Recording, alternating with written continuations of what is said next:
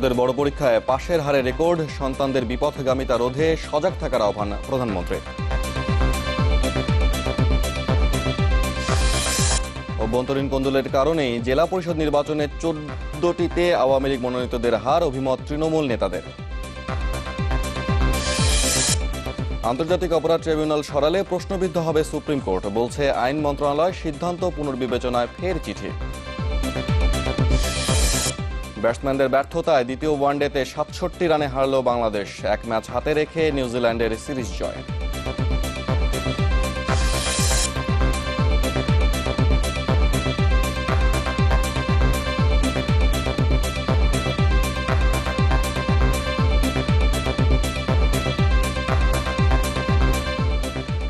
News 24 শুনছিলেন Ceylon টিশোনাম। আপনাদের সাথে আছি আমরা দুজন, আমি শুভ অঙ্কুর এবং আমি ইসরাত আমিন। অটো ইগনিশন ও ব্রাশ বার্না দ্বারা তৈরি আরএফএল গ্যাস স্টোভ, রান্নাঘরের সবার প্রেম। সব হিসাবেই ইতিবাচক এবারের জেএসসি, জেডিসি এবং পিএসসি ইবতেদায়ী পরীক্ষা। পাশের হার ও জিপিএ 5 প্রাপ্তিতে করেছে রেকর্ড। আর এমন ফলাফলে তাই খুশি অভিভাবক ও শিক্ষার্থীরা। শিক্ষামন্ত্রী এবং প্রাথমিক ও গণশিক্ষা মন্ত্রী জানিয়েছেন, শিক্ষা পঞ্জিকার সময় মেনে চলায় ছাত্রছাত্রীদের মধ্যে ইতিবাচক পরিবর্তন এসেছে। তাছাড়া সবার প্রচেষ্টায় কমেছে শতভাগ অনুত্তীর্ণ প্রতিষ্ঠানের সংখ্যাও। হাসনাত তারাবির রিপোর্ট। শিক্ষার্থীদের এমন উচ্ছ্বাসী বলে দেয় পরীক্ষার ফল কতটা ভালো করেছে তারা। গত 3 বছরের ধারাবাহিকতায় এবারও বেড়েছে জেএসসি ও জেডিসির পাশের হার। এবার পাশ করেছে 93.06% হারে, যা গতবারের তুলনায় প্রায় 1% বেশি। এবারের জেএসসির ফল বিশ্লেষণে দেখা গেছে পরীক্ষার্থী বেড়েছে অংশগ্রহণ, সাথে পাশের হারও বেড়েছে। জিপিএ 5 পাওয়া শিক্ষার্থীর সংখ্যাটা প্রায় 2.5 লাখ, যা গতবারের চেয়ে 51,000-এরও বেশি। এমনকি বেড়েছে শতভাগ পাশ করা শিক্ষা প্রতিষ্ঠানের সংখ্যাও। ইতিবাচক ফল প্রাথমিক ও ইবতেদায়ীতেও। তবে প্রাথমিকের এই পরীক্ষায় এগিয়ে আছেন মেয়েরা। এই পরীক্ষায় সবচেয়ে বেশি পাশ করেছে রাজশাহীতে, আর জেলা হিসাবে এগিয়ে লালমনিরহাট। শিক্ষার্থী ও পরীক্ষার্থীদের ফলের এমন ইতিবাচক পরিবর্তনের কারণ হিসেবে শিক্ষা পঞ্জিকার সময়ানুবর্তিতা ও শিক্ষক, অভিভাবক আর শিক্ষা প্রতিষ্ঠানগুলোর প্রচেষ্টার কথা জানালেন সংশ্লিষ্ট দুই মন্ত্রী। সৃজনশীল কিনা, এটা ঠিক হলো কিনা, ভালো হলো কিনা, অনেকেই প্রশ্ন হতে তোলেন কোনো সময়। এদের কাছে এটা কোনো বিষয় নয়, কারণ তারা এই ধারায় লেখাপড়া করে উঠছে যে আমাদের প্রশ্ন ফাঁসের যে একটা বড় চ্যালেঞ্জ ছিল, এটা মোটামুটি আমরা আমাদের কন্ট্রোলে নিয়ে আসতে পারছি। আপনাদের পরিষ্কার করে আমি বলছি, এই ধরনের কোনো প্রকার ইনস্ট্রাকশন নাই যে কোনো স্কুলে শতভাগ পাস না করলে সেটার কোনো অসুবিধা বা অন্য কোনো কিছু। যেখানে যেটা হবে সেই রেজাল্টটাই আমরা এখানে দেব। আর এমন ফল করে শিক্ষার্থীদের আনন্দ বাঁধভাঙা। এই সাফল্য থেকেই এগিয়ে যাওয়ার প্রত্যাশা তাদের। যেরকম প্রত্যাশা করেছিলাম ঠিক সেরকম রেজাল্ট হয়েছে। আমরা রেজাল্ট পেয়ে খুব খুশি। আমরা সবাই জিপিএ 5 পেয়েছি। মূল পরিক্রমাটা সেটা এখন আমি উন্নীত হতে যাচ্ছি। জেএসসিতে মোটামুটি সবাই মানে প্লাস পায় আর কি। এসএসসিটা একটু প্লাস পাওয়াটা হার্ড। তার সবচেয়ে মেইন চ্যালেঞ্জটা হচ্ছে এইচএসসি আর কি। ফল ভালো করলেও কোমলমতি শিশুদের অল্প বয়সে প্রতিযোগিতামূলক পরীক্ষায় বসা নিয়ে এখনও বিতর্ক থেকেই গেছে। পঞ্চম শ্রেণীতে পড়ে, সে যথেষ্টই ছোট বাচ্চা, সে তখন একটা আতঙ্কের মধ্যেই থেকে যায়। এই যে একটা কম্পিটিশনের পিছনে দৌড়াচ্ছেন, এতে অনেক বাচ্চাদের উপরে কিন্তু অনেক চাপ পড়ে। এবার প্রাথমিক ও ইবতেদায়ী পরীক্ষায় অংশ নেয় 23,30,288 জন, আর জেএসসি ও জেডিসি পরীক্ষায় অংশ নেয় 24,12,775 জন শিক্ষার্থী। হাসনাত রাব্বি, চ্যানেল 24, ঢাকা। এর আগে সকালে প্রধানমন্ত্রী শেখ হাসিনার হাতে ফলাফলের অনুলিপি তুলে দেন শিক্ষামন্ত্রী। এ সময় প্রধানমন্ত্রী বলেন, শিক্ষার্থীরা যাতে বিপথে যেতে না পারে সে বিষয়ে সবাইকে সজাগ থাকতে হবে। সামাজিক আন্দোলনের মাধ্যমে জঙ্গিবাদ নির্মূলে সবাইকে এগিয়ে আসারও আহ্বান জানান তিনি। অন্যবারের মতোই পরীক্ষার ফল প্রকাশের আগে প্রধানমন্ত্রী শেখ হাসিনার হাতে এর অনুলিপি তুলে দেন দুই মন্ত্রী। এ সময় প্রাথমিক ও গণশিক্ষামন্ত্রী জানান, এবছর ফলাফলে এগিয়ে আছে মেয়েরা। শিক্ষামন্ত্রী তুলে ধরেন জেএসসি ও জেডিসি পরীক্ষার সারসংক্ষেপ। কারিগরি মোট জিপিএ পেয়েছে এই বছর 2,47,588 জন। ফলের অনুলিপি হাতে পেয়ে কৃতকার্য শিক্ষার্থীদের শুভেচ্ছা জানান প্রধানমন্ত্রী। তবে ছাত্রীর তুলনায় ছাত্র সংখ্যা কমে যাওয়ায় কিছুটা অসন্তোষ তার কণ্ঠে। ছেলেদের সংখ্যা তুলনামূলকভাবে কম, তো এটা বোধহয় একটু দেখা দরকার করতে চাই। শেখ হাসিনা বলেন, আওয়ামী লীগ ক্ষমতায় থাকলে দেশ এগিয়ে যায়, আর বিএনপি জামায়াত থাকলে দেশ তিরস্কার পায়। তো একটা দেশ তো সামনের দিকে এগিয়ে যাবে, পিছনে চলে আসবে না। এখন যদি রাজাকার, আলবদর, আল শামস থেকে শুরু করে যুদ্ধাপরাধীরা ক্ষমতায় যায়, যারা স্বাধীনতা বিরোধী, তারা তো এই দেশকে এগোতে দেবে না, তারা তো দেশকে পিছিয়েই রাখবে, কারণ তারা এই দেশটাকে একটা ব্যর্থ রাষ্ট্র করতে চায় এবং তাদের এই ষড়যন্ত্র এতদিনও বোধহয় শেষ হয়নি। এটা হলো দুর্ভাগ্যের। শিক্ষক অভিভাবকদের প্রতি প্রধানমন্ত্রীর পরামর্শ, লেখাপড়ার বাইরে কোনো শিক্ষার্থী যেন অনৈতিক কাজে জড়াতে না পারে সেদিকে খেয়াল রাখার। ছোট ছোট শিশুদের মাথাটা ঢুকাতে হবে যে আমরা শান্তি চাই, বা শান্তি ছাড়া উন্নতি সম্ভব না। আর জঙ্গিবাদ, সন্ত্রাসের পথ এটা কখনো, যারা ইসলাম ধর্মে বিশ্বাস করে, ইসলামের পথ এটা না। ইসলামের পথ শান্তির পথ। একমাত্র সামাজিক আন্দোলনের মাধ্যমে জঙ্গিবাদ নির্মূল করতে সবাইকে এগিয়ে আসার আহ্বানও জানান প্রধানমন্ত্রী শেখ হাসিনা। চলুন আমরা সবাই মিলে দেশটাকে গড়ে তুলে এমনভাবে যেন বিশ্ব সবাই বাংলাদেশ সব সময় মাথা উঁচু করে চলতে পারে। আপনাদের হাসান শুভ্র, চ্যানেল 24, ঢাকা।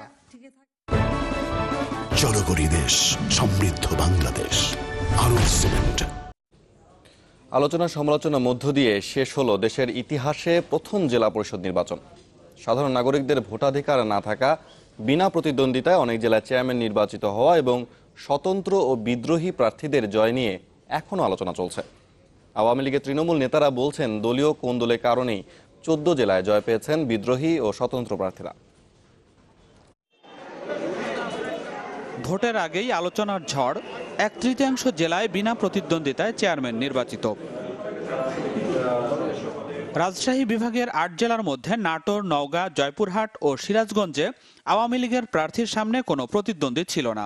রাজশাহীতে আওয়ামী লীগের প্রার্থী হেরে গেলেও জিতেছে চাঁপাইনবাবগঞ্জ ও পাবনায়।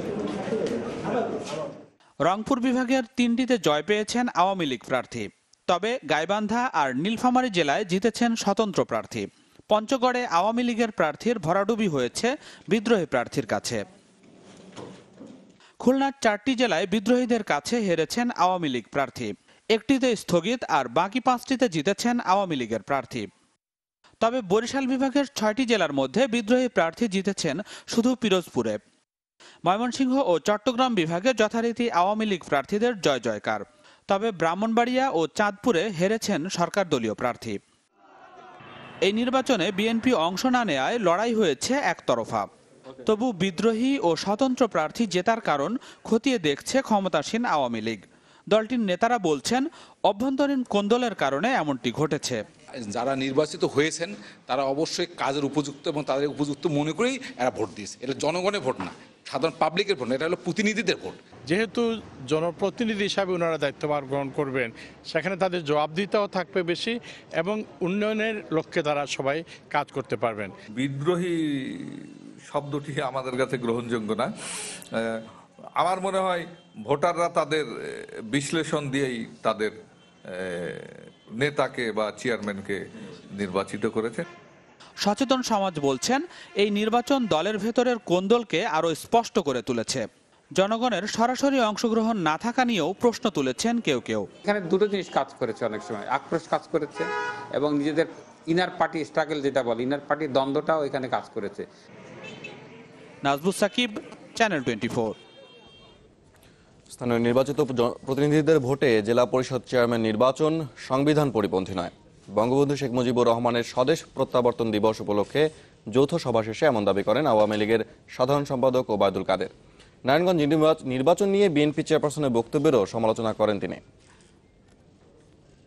আমরা অনুরোধ করব, আপনি ষড়যন্ত্রের তথ্য প্রমাণ নিয়ে জাতির সামনে উপস্থাপন করুন, অন্যথা আপনি আপনার এই অন্ধকারে ঢিল ছোড়ার যে মন্তব্য, এই মন্তব্য প্রত্যাহার করুন। হয় প্রমাণ দিতে হবে, না প্রত্যাহার করতে হবে।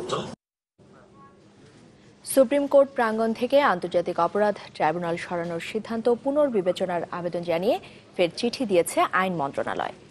বিকেলে সুপ্রিম কোর্ট প্রশাসনের কাছে ওই চিঠি পৌঁছে দেওয়া হয়। এতে বলা হয়, সুপ্রিম কোর্ট প্রাঙ্গণ থেকে আন্তর্জাতিক অপরাধ ট্রাইব্যুনাল সরিয়ে নিলে জনমনে ক্ষোভের সৃষ্টি হতে পারে, প্রশ্নবিদ্ধ হতে পারেন সুপ্রিম কোর্ট।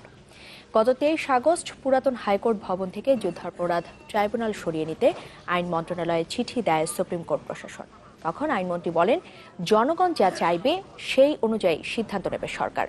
এরপর ট্রাইব্যুনাল না সরানোর আবেদন জানিয়ে সিদ্ধান্ত পুনর্বিবেচনার চিঠি দেয় আইন মন্ত্রণালয়। তবে সরানোর সিদ্ধান্তে অটল থাকেন সুপ্রিম কোর্ট। এতে 4 ডিসেম্বর আইন মন্ত্রণালয়ে পাঠানো হয় আরেকটি চিঠি। 31 ও ইংরেজি নতুন বছর উদযাপন নির্বিঘ্ন রাখতে নিরাপত্তা ব্যবস্থা জোরদার করবে আইন শৃঙ্খলা বাহিনী। রাজধানীতে দায়িত্ব পালন করবে 10,000-এরও বেশি পুলিশ সদস্য। সকালে ডিএমপি মিডিয়া সেন্টারের সংবাদ সম্মেলনে এমন কথা জানান ঢাকা মহানগর পুলিশ কমিশনার আসাদুজ্জামান মিয়া। জানান, 31 ডিসেম্বর উন্মুক্ত স্থানে কোনো অনুষ্ঠান বা সমাবেশ করা যাবে না। সন্ধ্যার পরে ঢাকা বিশ্ববিদ্যালয় এলাকায় বহিরাগতদের প্রবেশ নিষেধ থাকবে। রাত 8টার পর চলাচল করা যাবে না হাতিরঝিল এলাকায়। একই সাথে নিরাপত্তা জোরদার করা হবে গুলশান, বনানী ও বাড়িধারা এলাকায়। ডিএমপি কমিশনার জানান, 31 উপলক্ষে সন্ধ্যার পর বন্ধ রাখা হবে রাজধানীর সব বার। ঢাকা মহানগরীতে উন্মুক্ত স্থানে কোনো ধরনের কোনো অনুষ্ঠান এই ইংরেজি নববর্ষ উদযাপনের 31-এ করা যাবে না। রাস্তার মোড়, ফ্লাইওভার কিংবা রাস্তায় কোনো ধরনের জমায়েত, সমাবেশ বা উৎসব করা যাবে না। প্রায় 10,000 নিরাপত্তা বাহিনীর একটি সুদৃঢ় নিরাপত্তা বলয় পুরো মহানগরী জুড়ে নেওয়া হবে। টেকো নুডলস, সময়ে অসময়ে সব সময়। রপ্তানি বাড়াতে তৈরি পোশাকের মতো একাধিক খাতে বন্ডেড ওয়্যারহাউস সুবিধা দেয়া, শুল্ক ব্যবস্থাপনা সহজ করা ও বিদেশি বিনিয়োগের পরিবেশ নিশ্চিতের পরামর্শ দিয়েছে বিশ্ব ব্যাংক গ্রুপ। দেশের বাণিজ্য ও বিনিয়োগ পরিস্থিতি পর্যবেক্ষণ করে এক প্রতিবেদনে এসব পরামর্শ দেওয়া হয়। এতে বলা হয়, 7ম পঞ্চবার্ষিক পরিকল্পনা অনুযায়ী রপ্তানি আয় আনতে ভূমিকা রাখবে এসব পরামর্শ, যা এরই মধ্যে লিখিত আকারে 3 মন্ত্রণালয়েও পাঠানো হয়েছে। ইকবাল হাসানের রিপোর্ট। ঝুড়িতে পণ্য প্রায় 750, অথচ একটির মাধ্যমেই আয় 5 ভাগের 4 ভাগ। এমন অসম বাস্তবতায় বাংলাদেশের রপ্তানি খাত, যদিও গেল 10 বছর ধরে প্রবৃদ্ধি 2 অঙ্কের ঘরে। বিশ্ববাজারের চাহিদা, মান আর দামের কারণে এই খাতে সাফল্য যেমন এসেছে, তেমনি তৈরি হয়েছে বড় সম্ভাবনাও। যাকে 7ম পাঁচশালা পরিকল্পনায় এগুনোর চিন্তা রয়েছে আরও বহুদূর। তা হলো 2020 সালে আয় করতে হবে 58 বিলিয়ন মার্কিন ডলার। আর এই অর্জন কিভাবে সম্ভব, সম্প্রতি তারই একটি সমীক্ষা পরিচালনা করে বিশ্ব ব্যাংক গ্রুপ। বেসরকারি খাতকে সাথে নিয়ে করা এই সমীক্ষা মূলত এগিয়ে নেবে diagnostic trade and integrated study বা DTIS এর বাস্তবায়নকে। এই সমীক্ষা দ্বারা সমন্বয়কের মতে রপ্তানিকে বিস্তৃত করতে এই উদ্যোগ বড় ভূমিকা রাখতে পারে। সরকারের যে বহুদিনের পরিকল্পনা রপ্তানি বহুমুখীকরণের বা ট্রেড বাড়ানোর, সেটারই ধারাবাহিকতার ফলশ্রুতিতে এটা হয়েছে। তো আমি অত্যন্ত আনন্দের সাথে আমি আপনাদেরকে বলতে চাই যে এর ইমপ্লিমেন্টেশনের জন্য কিন্তু সরকার অত্যন্ত তৎপর, যে এটার যে ফাইন্ডিংসগুলো আছে, কারণ রিপোর্ট তো শুধুমাত্র আপনাকে তথ্য দিচ্ছে এবং ইস্যুগুলো আইডেন্টিফাই করে দিচ্ছে, কিন্তু মূল সুবিধা তো বা মূল বেনিফিট তো হচ্ছে যখন আপনি সেটা উপর অ্যাকশন নেবেন এবং কাজ করবেন। চলতি বছরের 13 থেকে 17 নভেম্বর পর্যন্ত বিশেষ ওই দলের সমীক্ষার নাম দেওয়া হয় Bangladesh regional trade and investment programme, সংক্ষেপে BRTIP। এতে বেশ কিছু সুপারিশ দেওয়া হয়েছে বাস্তবায়নের জন্য, যেমন আমদানির জন্য শুল্ক ব্যবস্থাপনাকে সহজ করা, তৈরি পোশাকের মতো আরও কয়েকটি খাতে বন্ডেড ওয়্যারহাউস সুবিধা দেওয়া, বিদেশি বিনিয়োগের জন্য অনুকূল পরিবেশ তৈরি করা এবং পণ্যের মান যাচাইয়ে BSTI এর আধুনিকায়ন।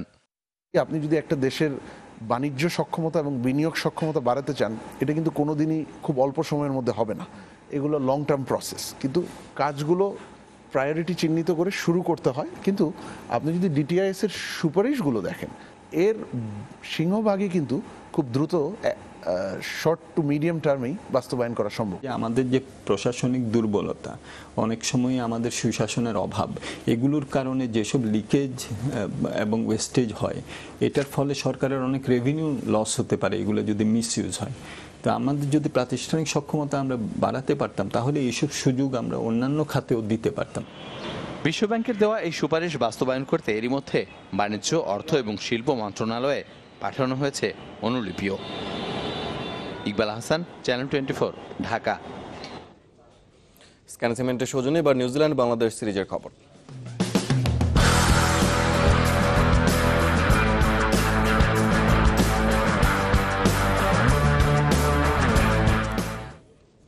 পারল না বাংলাদেশ। সম্ভাবনা জাগিয়েও দ্বিতীয় ওয়ানডেতে নিউজিল্যান্ডের কাছে হেরেছে ৬৭ রানে।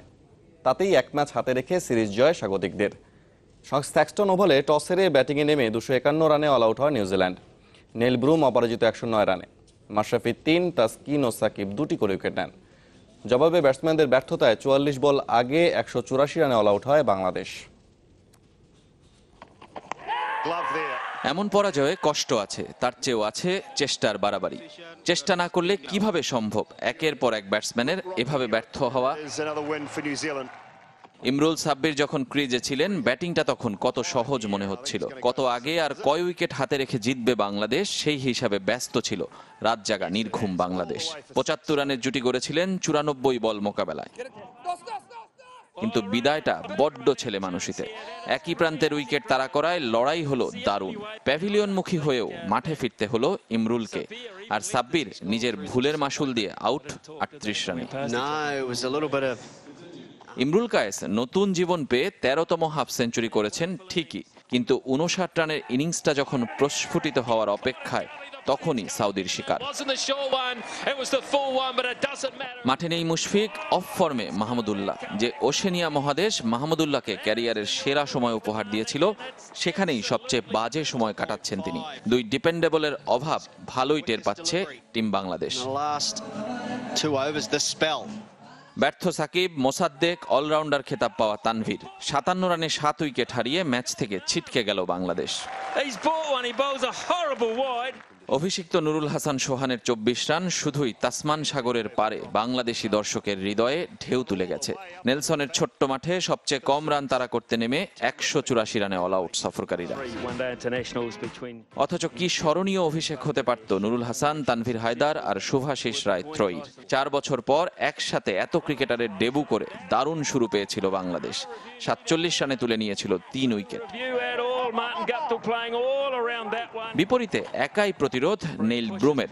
প্রায় ৭ বছরের ক্যারিয়ার আর ২৪ ম্যাচের চেষ্টায় প্রথম সেঞ্চুরিটি পেলেন ব্ল্যাক ক্যাপ ব্যাটসম্যান।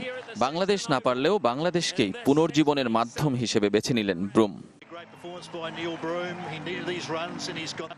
আর নিউজিল্যান্ড ঘরের মাঠে যে অপ্রতিরোধ। নিজ কন্ডিশনে বাঘ, বাংলাদেশ কি পারবে শেষ ম্যাচে নিজেদের ফিরে পেতে? রেজওয়ানুজ্জামান, চ্যানেল 24। এদিকে বাংলাদেশের এমন পরাজয়ে হতাশ অধিনায়ক মাশরাফি বিন মুর্তজা। ব্যাটসম্যানদের ব্যর্থতাকে বড় করে দেখছেন তিনি, তবে সন্তুষ্ট বোলারদের পারফরমেন্সে। এখন শেষ ম্যাচের দিকে তাকিয়ে নরেল এক্সপ্রেস। এদিকে কিউই অধিনায়ক কেন উইলিয়ামসন উচ্ছ্বসিত সিরিজ জয়ের আনন্দে। করার থেকে আমার কাছে মনে হয় যে আরেকটু পেশেন্স নিয়ে ব্যাটিং করে অথবা উইকেটে সেট হয়ে তারপর সাথে খেলা করতে। অবভিয়াসলি আমরা নেক্সট ম্যাচটা যদি জিততেও পারি তো আমাদের জন্য একটা বড় পাওয়া হবে। সো সবাইকে রিগ্রুপ করে আসলে আমি চাইবো যে আবার কমফোর্টেবল, মানে তাদের কমফোর্টেবল জোনে থেকে ম্যাচ। একটা সময় মনে হয়েছিল কঠিন, কিন্তু বোল্ড সাউদির উপর আস্থা ছিল ব্রেক থ্রু তারা এনে দিতে পারবে।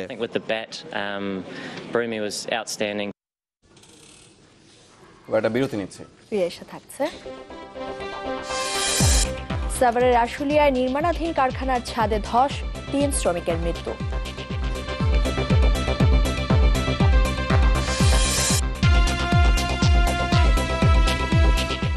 আবার আমন্ত্রণ, আপনারা দেখছেন নিউজ 24।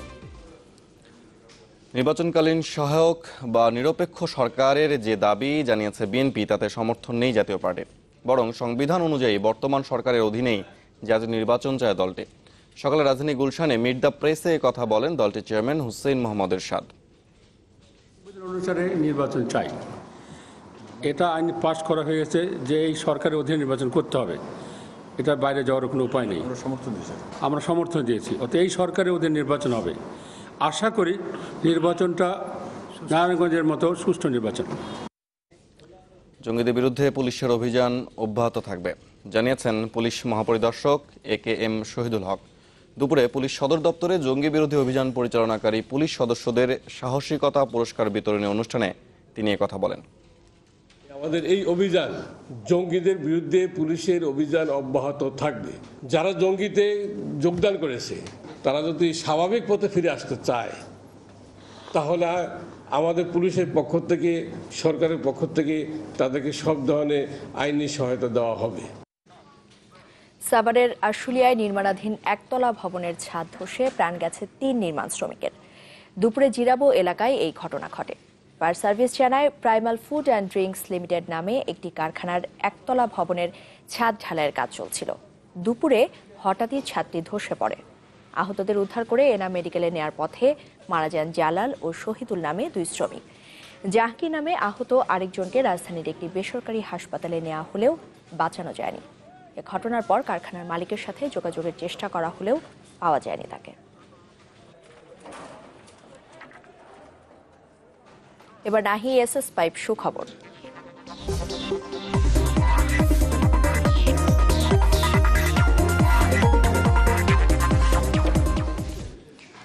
কয়েক বছর আগেও সংসারে ছিল অভাব অনটন, মেলেনি দুবেলা খাবার।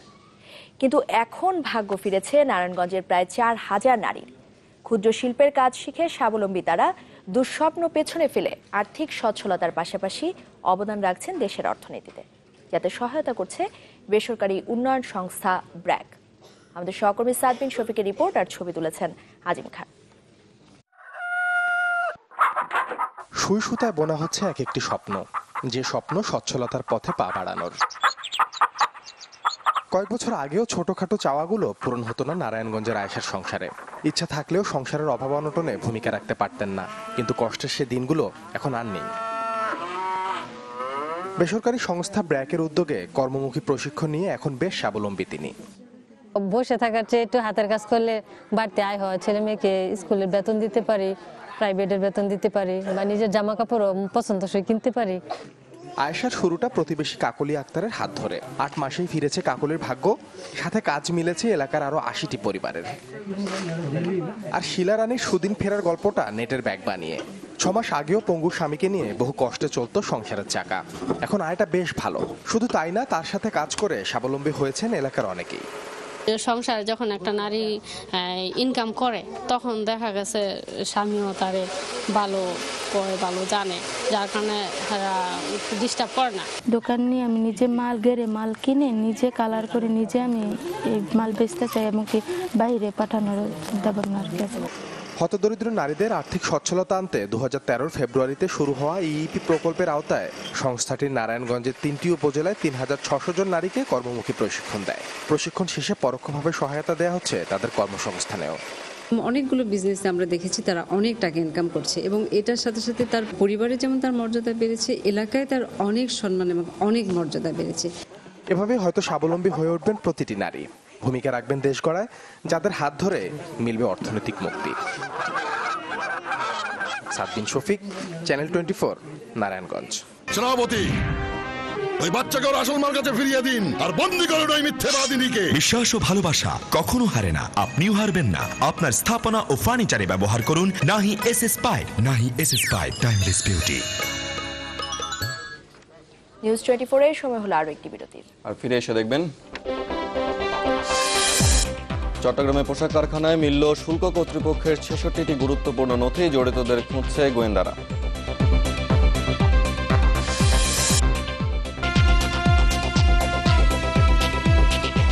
বিরতির পর আবারও ফিরলাম নিউজ 24-এ।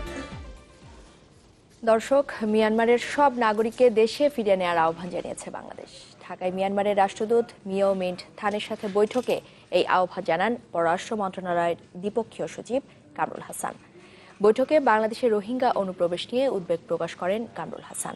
জানান, গেল অক্টোবর থেকে এই পর্যন্ত বাংলাদেশে ঢুকেছে মিয়ানমারের প্রায় 50,000 নাগরিক। এছাড়া বছরের পর বছর ধরে থাকছেন দেশটির প্রায় 3 লাখ নাগরিক। মিয়ানমারের রাষ্ট্রদূতকে জানানো হয়, রাখাইন রাজ্যে চলমান সমস্যার মূল কারণ নিয়ে আলোচনায় প্রস্তুত রয়েছে বাংলাদেশ। এদিকে আজও কক্সবাজারের উখিয়া সীমান্ত দিয়ে অনুপ্রবেশের চেষ্টাকালে 119 রোহিঙ্গাকে মিয়ানমার ফেরত পাঠিয়েছে বিজিবি। চট্টগ্রামে একটি তৈরি পোশাক কারখানা থেকে উদ্ধার করা হয়েছে শুল্ক কর্তৃপক্ষের 66টি গুরুত্বপূর্ণ নথি। গত রাতে নগরীর নয়াবাজার এলাকায় আল আমিন মেরিটাইম ইন্টারন্যাশনাল নামে প্রতিষ্ঠানটিতে অভিযান চালায় শুল্ক গোয়েন্দা ও তদন্ত অধিদপ্তর। তারা সেখান থেকে 11টি ব্যাংক গ্যারান্টি, 43টি বিচারাধীন মামলা এবং 12টি শুল্কায়ন সংক্রান্ত নথি জব্দ করে। অধিদপ্তরের কর্মকর্তারা জানান, সরকারি স্পর্শকাতর এসব নথি কিভাবে একটি তৈরি পোশাক কারখানায় গেল তা খতিয়ে দেখা হচ্ছে। এটিকে উদ্বেগজনক বলেও মনে করছেন তারা। এই ফ্যাক্টরির ভিতরে তল্লাশি অভিযান পরিচালনা করার সময় এই ফ্যাক্টরির অফিস কক্ষের ভিতরে যে আসবাবপত্র, অফিসিয়াল আসবাবপত্র যেগুলো থাকে, ফাইল ক্যাবিনেট কিংবা আলমারি কিংবা টেবিলের ড্রয়ার, এর মধ্যে আমরা এরকম সরকারি কিছু নথির হদিস পাই। তো প্রথমে দেখে আমাদের মানে ফাইলের গায়ের রং কিংবা গায়ে লেখা টেখা দেখে আমাদের প্রথমে সন্দেহ হয় যে এগুলো তো সরকারি ফাইলের চেহারা, প্রাইভেট অফিসে এরকম ফাইল থাকার কথা না। নানা আলোচিত ঘটনা আর আশা নিরাশার দোলাচলে 2016 সাল পার করছে ঢাকা বিভাগ। বছরের শুরু থেকে হত্যা, খুন, হামলা সবকিছুই ছিল। তবে বিভাগের সব জেলার মধ্যে বারবার আলোচনায় নারায়ণগঞ্জের বিভিন্ন ইস্যু। এর মধ্যে শিক্ষককে লাঞ্ছনা, জঙ্গি আস্তানা অভিযান আর বছর শেষে সিটি কর্পোরেশন নির্বাচন অন্যতম। এছাড়াও ছিল শরীয়তপুরে পদ্মার আগ্রাসী থাবায় নিঃস্ব মানুষের গল্প।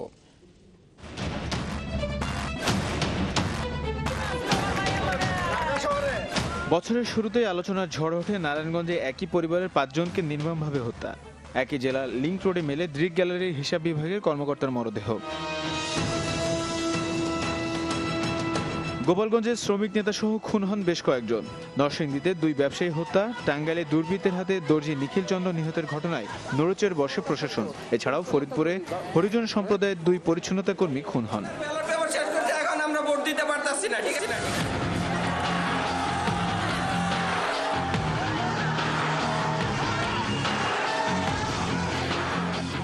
এরই মাঝে পৌরসভা ও ইউপি নির্বাচন নিয়েও সরগরম হয়ে ওঠে রাজনীতির মাঠ।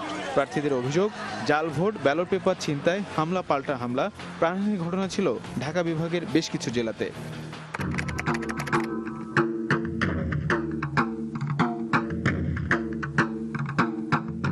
বছরের মাঝামাঝিতে আবারও সমালোচনায় নারায়ণগঞ্জ। ধর্মীয় অনুভূতিতে আঘাতের অপবাদ দিয়ে অপমান করা হয় পিয়ার সাত্তার লতিফ উচ্চ বিদ্যালয়ের প্রধান শিক্ষক শ্যামল কান্তিকে, যার সমালোচনার ঝড় তোলে সামাজিক যোগাযোগ মাধ্যম সহ বিভিন্ন গণমাধ্যমে। মাস কিছু পর কিশোরগঞ্জে নেশাগ্রস্ত ছেলে নির্মম অত্যাচারে মৃত্যু হয় মুক্তিযোদ্ধা বাবার।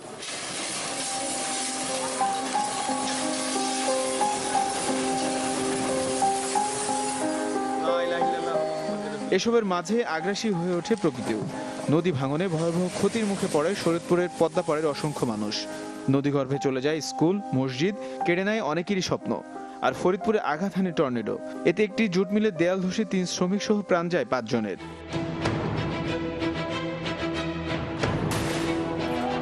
গুলশান হামলার পর নিরাপত্তা নিয়ে যখন চিন্তিত সব মহল, ঠিক তখনই কিশোরগঞ্জের শোলাকে ঈদের নামাজে জঙ্গি হামলা নাড়িয়ে দেয় সবাইকে। ওই দিন পুলিশ সহ প্রাণ যায় 3 জনের, আর পুলিশের গুলিতে নিহত হয় এক হামলাকারী।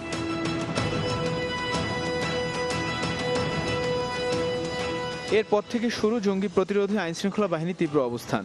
27 আগস্ট নারায়ণগঞ্জের পাইকপাড়ায় 3 তলা একটি বাড়িতে অভিযান চালায় কাউন্টার টেরোরিজম ইউনিট। অপারেশন হিটস্ট্রং 27 নামে এই অভিযানে গুলশান হামলার পরিকল্পনাকারী তামিম সহ নিহত হয় 3 জন। 8 অক্টোবর গাজীপুরে র্যাব পুলিশের অভিযানে নিহত হয় আরও 9 জঙ্গি।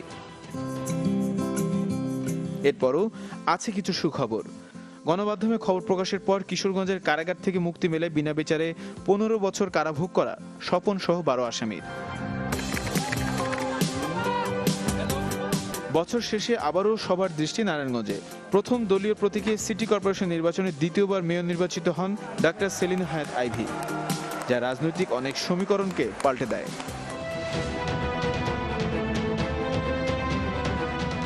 সব মিলিয়ে ঢাকা বিভাগে 2016 সাল ছিল ঘটনাবহুল।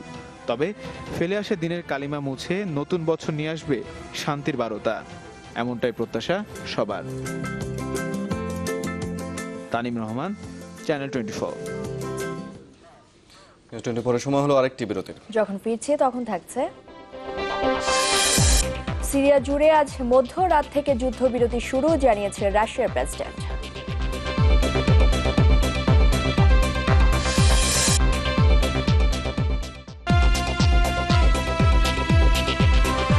বিরতির পর আরো একবার আমন্ত্রণ নিউজ 24-এ। এবার দেশের বাইরে খবর। দলীয় প্রধান হিসেবে জয়ললিতার বান্ধবী শশীকলা নটরঞ্জনকেই বেছে নিল তামিলনাড়ুর ক্ষমতাসীন দল এআইএডিএমকে। দলটির সভায় সিদ্ধান্ত নেওয়া হয়েছে আগামী 2রা জানুয়ারি দায়িত্ব নেবেন শশীকলা। জয়ললিতার মৃত্যুর পর দলের সাধারণ সম্পাদক হিসেবে তার ঘনিষ্ঠ বান্ধবী শশীকলার নাম প্রস্তাব করেন তামিলনাড়ুর মুখ্যমন্ত্রী পন্নিরসেলভাম। তাকে সমর্থন জানান দলের নেতারা। দলীয় সদস্যদের কাছে ছোট আম্মা হিসেবে পরিচিত শশীকলা।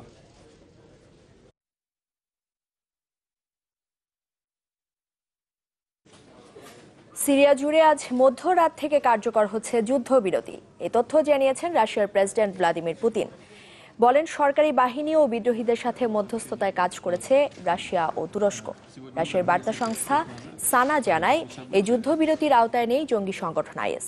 এছাড়া রাশিয়া ও তুরস্কের উপস্থিতিতে কাজাখস্তানের রাজধানী আস্তানায় সিরিয়ার সরকার ও বিদ্রোহীদের মধ্যে শান্তি আলোচনা হওয়ার কথা রয়েছে। সিরিয়ায় গেল 5 বছর ধরে গৃহযুদ্ধ চলছে। বড়দিনের ছুটিতে ইউরোপে হামলা চালাতে নিজ সংগঠনের সদস্যদের প্রতি আহ্বান জানিয়েছে আইএস সমর্থক একটি গ্রুপ। এ খবর জানিয়েছে আইএসের সংবাদ মাধ্যম আমাক নিউজ। অনলাইন প্রকাশিত বার্তায় নাসির মিডিয়া ফাউন্ডেশন নামে ওই গ্রুপ জানায়, বড়দিনের ছুটিতে ইউরোপের বিভিন্ন shopping mall, cinema hall, club, এমনকি হাসপাতালও হামলার টার্গেট হতে পারে। তাই মুসলমানদের এসব জায়গায় এড়িয়ে চলতে বলেছে সংগঠনটি। চলতি মাসের শুরুতে তুরস্কের দূতাবাসে হামলার হুমকি দিয়েছিল নাসির মিডিয়া ফাউন্ডেশন।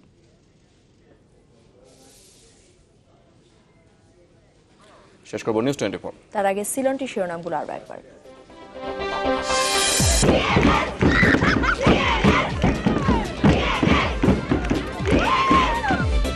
ছোটদের বড় পরীক্ষায় পাশের হারে রেকর্ড। সন্তানদের বিপদগামিতা রোধে সজাগ থাকার আহ্বান প্রধানমন্ত্রীর।